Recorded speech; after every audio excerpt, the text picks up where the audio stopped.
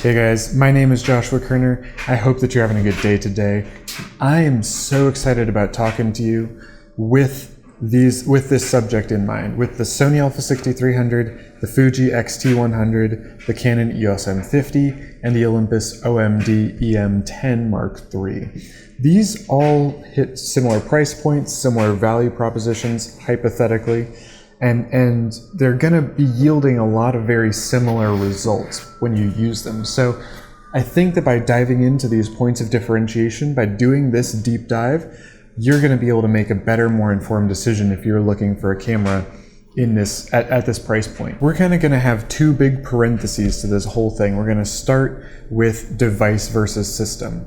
From there, we're going to get into the meat of the matter, right, with features, lenses, durability, and then we're going to kind of cap it off with that closing parenthesis with the value proposition. And the Sony as a system, the a6300 as a system, is that Sony's not done a fantastic job of continuing to output more and more lenses. Although a lot of the lenses they have are phenomenal, or at the very least pretty decent, there aren't really good budget options. The 16 to 50, the kind of kit lens, has some issues in the corners at 16 mil. And although it's a 24 to 70 equivalent, 24 to 75 really equivalent, you're not gonna get a result out of it that you're really happy with in low light situations. With the Fuji, you have a system that includes lenses like Zeiss lenses and Sigma lenses, and you get some really good options when you want to build that out. Because Fuji is only APS-C sensor size, you're always going to have access to their pro lenses, to their budget lenses, all of which are superb. So as you decide to, I want to get a better camera body, I've bought some lenses, I want to get a better camera body, you can flow into that better camera body with a bunch of really good lenses that you've already picked up, with zero downtime in terms of ability to use the device, because the ergonomics will be similar, all your lenses will work. It's not going to be the same if you start with an EFM camera like the M50. The EFM lenses aren't fantastic, and so when you're thinking about getting another camera after that, you're probably not going to be interested in moving forward with that lens mount. Olympus has some of the best offerings, the best value proposition cameras and lenses on the market today. Although it's a micro four thirds system sensor, which is very small, which means a lot of depth of field, very hard to get bokeh, you are going to experience some really great options for camera bodies and for lenses throughout your price range. If that grows, if that diminishes, whatever those needs are, an Olympus system is going to be able to really hook you up well. So I've kind of dived, whichever, into a few kind of specifics that I'm going to expand upon later. But the point is that when you're thinking about this is the camera that I'm interested in, it's not just features and specs. It's not just how well can it handle a downpour. It's also what's the impact of this decision going to be down the line? If I buy an X-T100, will it allow me enough room to grow so that I will want another Fuji camera? Is my ideal camera a Fuji camera? Is my ideal camera APS-C? If you're going Canon mirrorless, do you want to stick with EFM lenses when Canon hasn't made a serious investment in the quality of those lenses? So big conversation. All of that has to be considered by you and figured out by you before you can take those next steps. Let's dive into features though, because the Sony a6300 has some really great ones, but it also has some unique limitations. So with 425 on-sensor phase detect autofocus points, OS, PDAF, AF points, I like saying that, it's got one of the absolute best autofocus systems on the market. I have a Sony a7 III. I'm shooting this on a Sony a7 III, and that's got the AF system from the A9 in it. Now, I have some autofocus issues with my Tamron 28-75 f2.8 lens on that camera. I don't have any AF issues on my Sony a6300. Wow. And so that AF system is so grounded and so worked out that it just works, and it works like a dream. With 11 FPS maximum, you're gonna be able to capture a ton of action really effectively. And with 4K 30 video, 1080p 120, and the S-Log profiles, if you're saying, I need to start getting into video production, I need a camera that will really kick off where I want to be with this is going to be a great camera, because at the price point, you're going to be able to invest in audio and in lights and in a few key lenses such that you can build your total setup really effectively. The EVF in terms of hardware is a bit small. The batteries don't last too long, but it is a really small size. And while they claim weather sealing, you know, I think that this small size really is the tipping point for me on the 6300. That's what was the tipping point for me when I bought my 6300. I had been shooting on a Canon 6D at that point, and I really wanted a camera that could handle video a lot better, because I was starting to really get into YouTube at the time. And it blew away all of my expectations, and it did a phenomenal job. And the ability to carry it so many places and be so, you know, part of the background and not stand out really made a huge difference for capturing some really good content, both in stills and in video. The X-T100 is another very small camera. Small is good for me. I don't know if it is for you. I like to say average size hands. I don't even know what average size hands mean, but you know, if you have bigger hands, maybe that wouldn't work out so well having a small camera.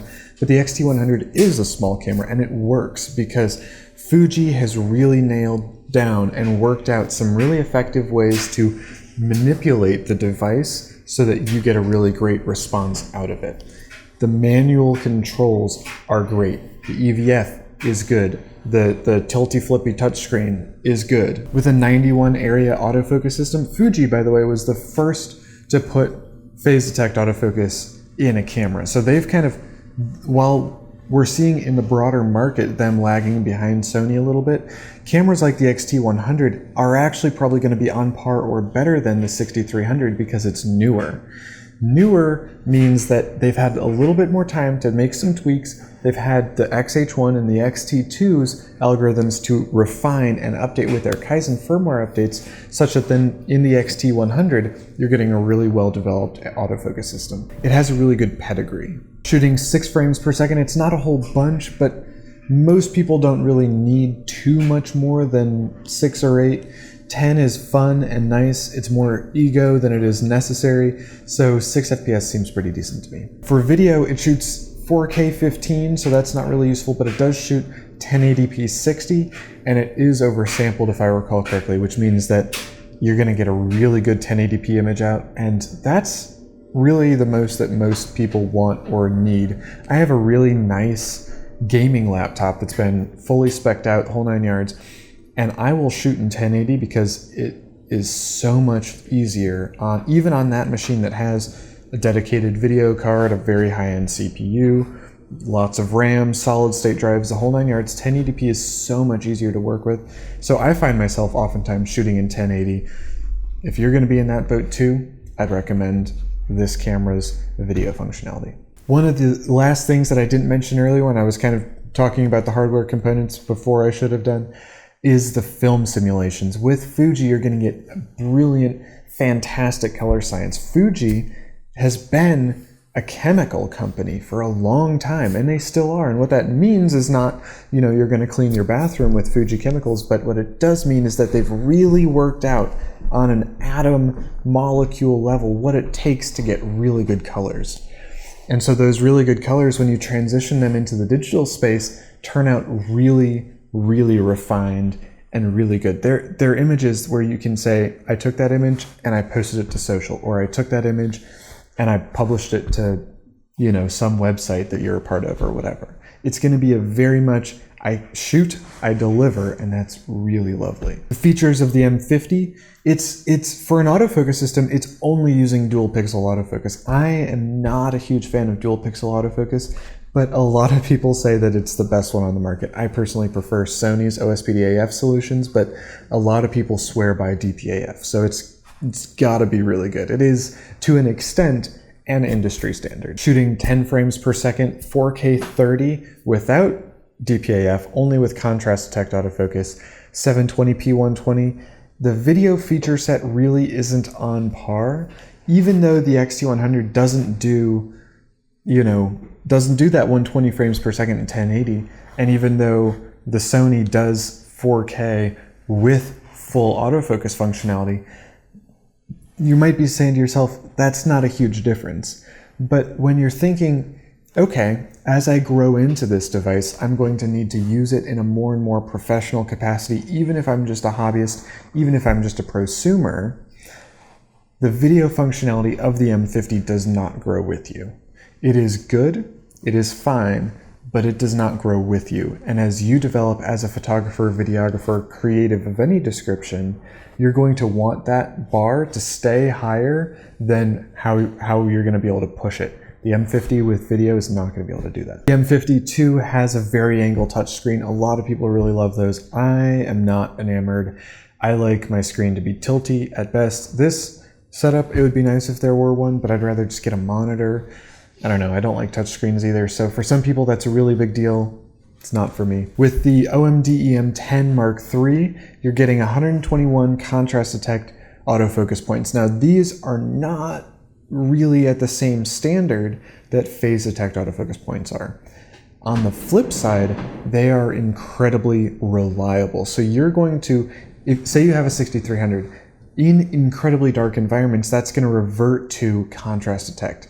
That means that when you get an OMD E-M10, you're never having to face a stutter with your autofocus. For video, continuous autofocus, there might be a few issues, but again, Olympus has been in this game for a long time. They've really nailed down their autofocus system as well. They have incredible pedigree.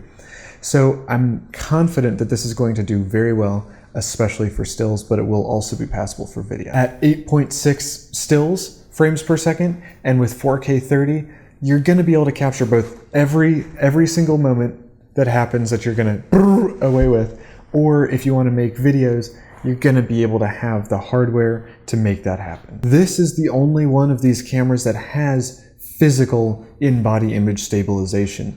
The Canon, the EOS M50, has digital, so your image is gonna get cropped in on the corners, and so it's gonna not be quite right. But with the OMD E-M10 Mark III, it's got a mechanical device inside to help keep that image rock solid and steady.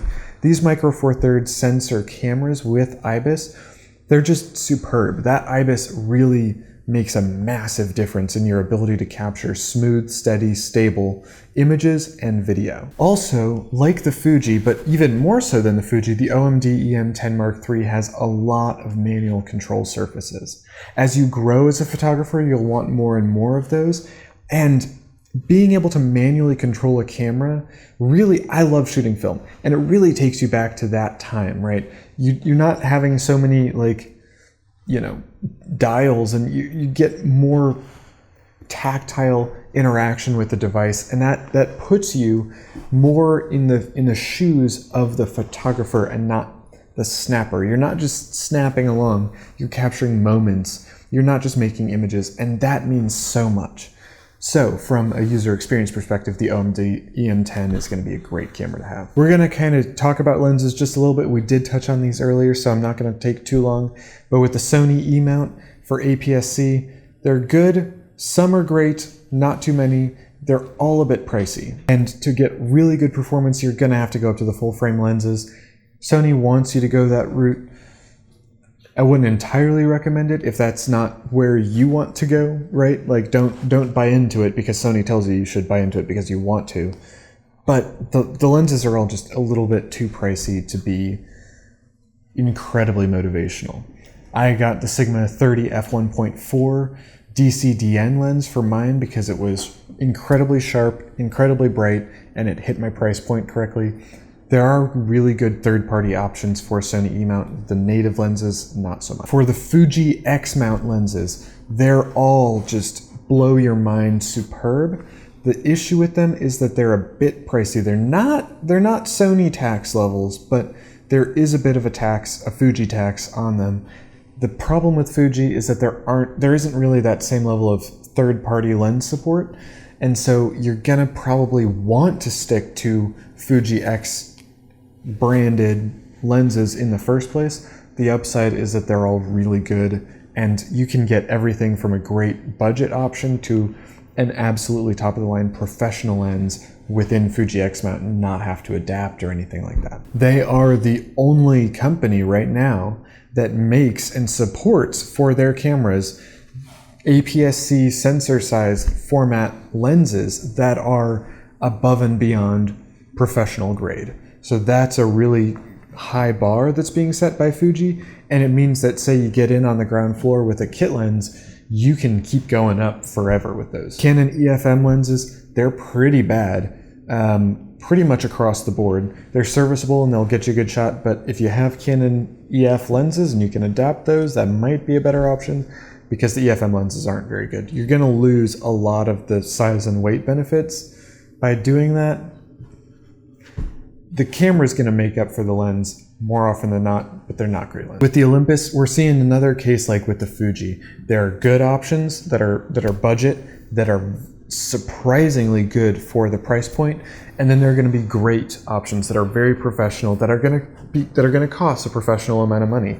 And all through that range, you're going to be very surprised with how good the quality is.